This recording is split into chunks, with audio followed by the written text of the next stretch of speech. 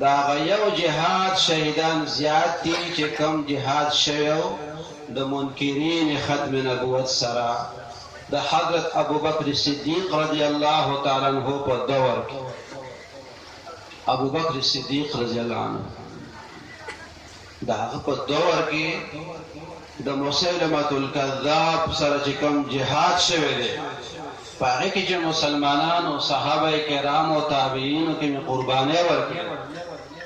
په یو جهاد کې دا نور مجموعي شهدا او زیات خلق و شهادت پیش کړي د دې عقیدې د تحفظ لپاره چې د حضور پاک صلی الله علیه وسلم نه پس په هیڅ شکل کې په هیڅ معنا باندې څوکم نبی نشي کېدلی دی کله کله وایي موږ خو هغه څه دعوه نه کړې دا وایي ذلی نبی دی دا هغه یو قسم دی وایي مونږ وایو چې کله د داوي چې لا رجل فی الدار لا رجل فی الدار نو لا د نفی جنس ته پاره راځي چې نو می سړی په کور کې نشته چا تاسو کور کې څوک شته او جواب ته ملو شي لا رجل فی الدار نو د دې څه مطلب دی نو می سړی نشته په کور کې سړی نشته لا نبی بعدی ما نفس نبی نشته نو می نبی او چې دی وای چې نه یو سړی شته دی خو په خپل باندې ګوت دی یا یو سړی کور کې شته دی خو دا قد نه لګوړو کې دی یا یو سړی شته دی خو هغه بیمار دی نه دا لا رجل فی الدار دا مطلب چې نو می سړی په کور کې نشته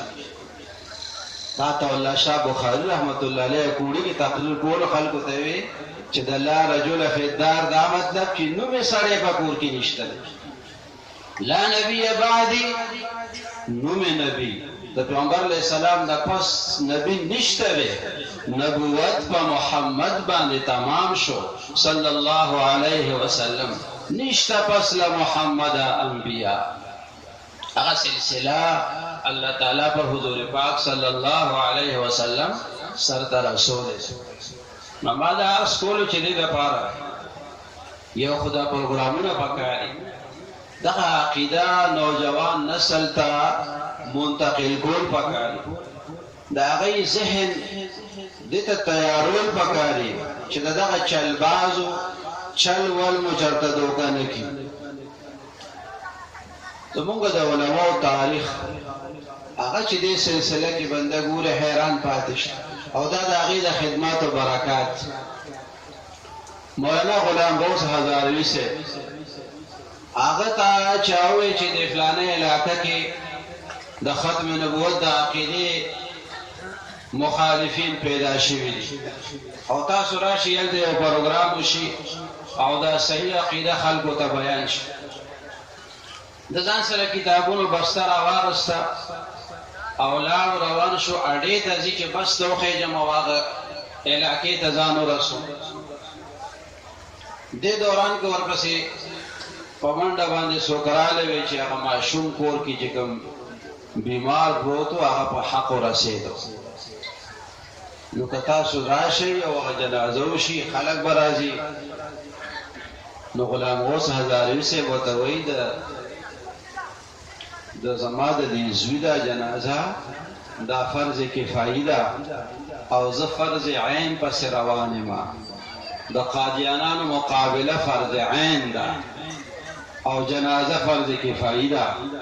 نو جنازه که بل چا مکنو خیر دی خو زه هغې ته ځان رسومه چې د هغې مقابله وشي اوس دغسې احساس دا دی الله تعالی زمونږ نصیب کړي یو عالم دین تقریر کول د ختم نبوت په عقیده باندې او د دې په اهمیت باندې لګیاو د پردې شان زنانم ناشته وی هغه هم دا تقریر اوریدو یو زنانه خپل بچي د شپږو میاشتو الک هغه سټیج ته د مولانا صاحب جوله ته راوښتو وی که تاسو د ختم نبوت لپاره د ختم نبوت د عقیده د مخالفینو سره جنگيږي نو زما دا ماشوم هم ځان سره کوي نو که چېرته د یو زخمي د هغه دپاره د وینې ضرورت دی نو زما د دې بچي نه به وینه واخلئ که چېرته هغوی در باندې ګولۍ ورولې نو زما دا بچی به مخې ته نیسئ د دشمن ګولۍ به په ده باندې ایساروئ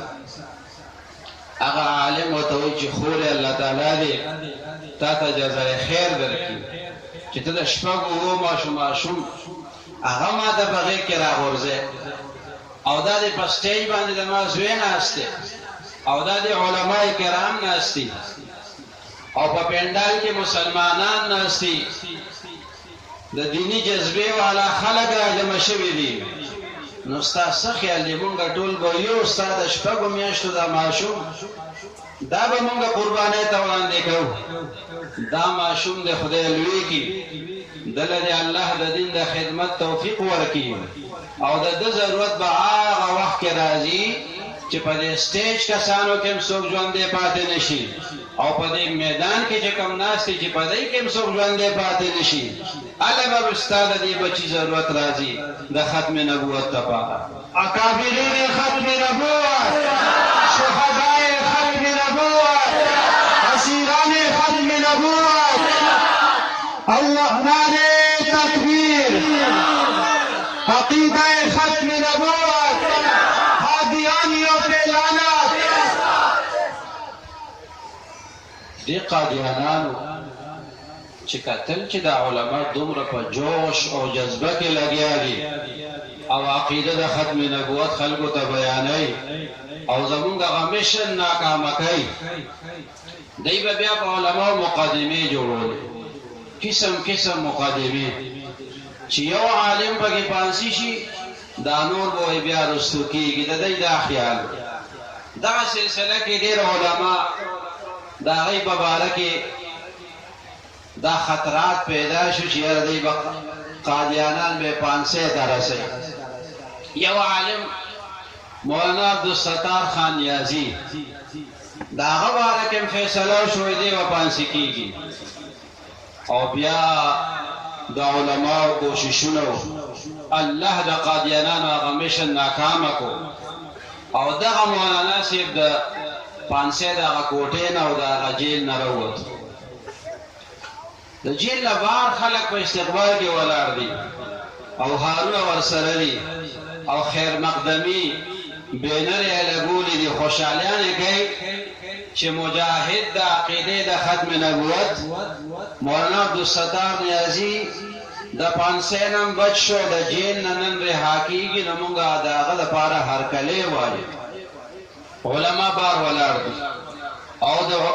عوامو یو لوی هجوم راجمع دی او خلک یو بل له مبارکۍ ورکوي چې دا خلک چې د قادیانانو مشن ناکامه شو زمونږ مولانا صاحب د پانسۍ نه بچ شو خلک خوشحالي کوي او عبدالستار نیازي دی چې د جیل د دروازې نه بهر راتلو نو د سترګو نه یې اوښکې روانې په مخ باندې د اوښکې داسې روانې وې تا به وایي که په مخ باندې اوبه اچولي دي مخې بلکل لوند په اوښکو باندې علماء ته مولانا عجیبه خبره ده بار خلک څومره خوشحاله دي چې ته د پانسۍ نه بچ شوې د قادیانو مشن ناکامه شو او ته جاړې دا د جړا مقام دی که دا د خوشحالۍ خبره ده عبدالستار نیازي صاحب ورته وایي